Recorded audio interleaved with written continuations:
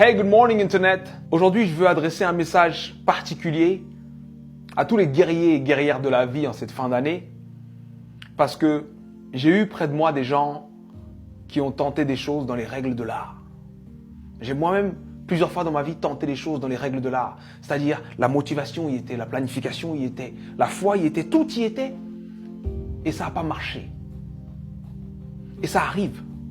Des fois, ça arrive même que tu sais que ça va marcher, tu fais tout pour que ça marche, mais d'autres choses que tu croyais là s'effondrent. Des imprévus de la vie arrivent en angle mort et boum! Des choses qu'on peut appeler catastrophiques. Et là, tu te poses la question, mais pourquoi moi? Pourquoi c'est aussi dur pour moi? Pourquoi ça m'arrive à moi? Si tu es de ceux qui se posent cette question, il faut que je te raconte l'histoire d'un homme. Cet homme est né en 1809. En 1816, à 7 ans, forcé à travailler parce qu'on est en train d'expulser sa famille. En 1818, il perd sa mère. En 1828, il perd sa sœur. En 1831, il lance son premier business et il fait faillite. En 1832, il se présente aux élections législatives. Il perd. En 1833, il emprunte de nouveau de l'argent pour créer un business qu'il lance et qui fait faillite encore. En 1835, il rencontre une femme merveilleuse, il tombe amoureux d'elle, il se fiance et elle meurt. En 1836, il rentre dans une période sombre de sa vie, il rentre dans une dépression profonde. Et il reste alité pendant 6 mois consécutifs.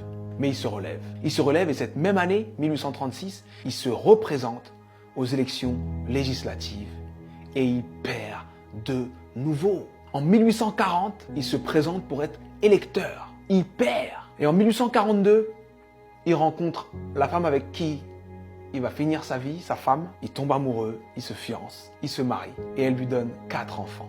Et il en perd 3. En 1843, il se présente au Congrès et il perd. En 1845, il se présente de nouveau au Congrès et il perd de nouveau. En 1850, son fils meurt. En 1854, il se présente au Sénat, il perd. En 1956, il se présente pour être vice-président. Il n'a même pas 100 voix. En 1958, il se présente de nouveau au Sénat et il perd de nouveau. Et en 1960, Abraham Lincoln est élu président des États-Unis d'Amérique. Et il fait 2 mandats exceptionnels qui font de lui l'un des présidents les plus respectés et les plus impactants de l'histoire des États-Unis. C'était important que je te raconte cette histoire. C'était important que je te raconte cette histoire parce que on voit le héros, mais on ne voit pas les coulisses de la réussite. Il faut que tu acceptes les coulisses de ta réussite. Peu importe la difficulté, peu importe ce qui se passe, peu importe ce que tu dis, sache que tant que tu respires, ton but t'attend. Tant que tu respires, ton rêve t'attend. Et je vais te dire une chose que je veux que tu gardes dans ta tête et dans ton cœur le plus longtemps possible et que tu te répètes le plus souvent possible. Les épreuves que tu trouves sur ton parcours sont adaptées à ton potentiel. Les petits potentiels ont de petites épreuves. Les gros potentiels ont de grosses épreuves.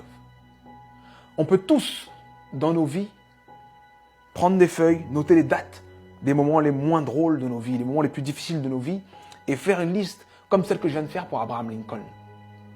Mais sincèrement, je pense que Abraham Lincoln faisait l'inverse. Pour avancer dans les coulisses de la réussite, pour avancer face à toutes ces épreuves, il faut se focaliser sur ce qu'il y a de bon, de positif et ce qui nous donne envie d'avancer.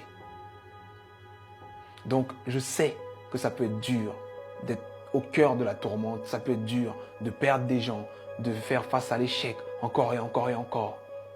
Mais concentre-toi sur ce que tu es en train d'essayer d'accomplir et accomplis-le.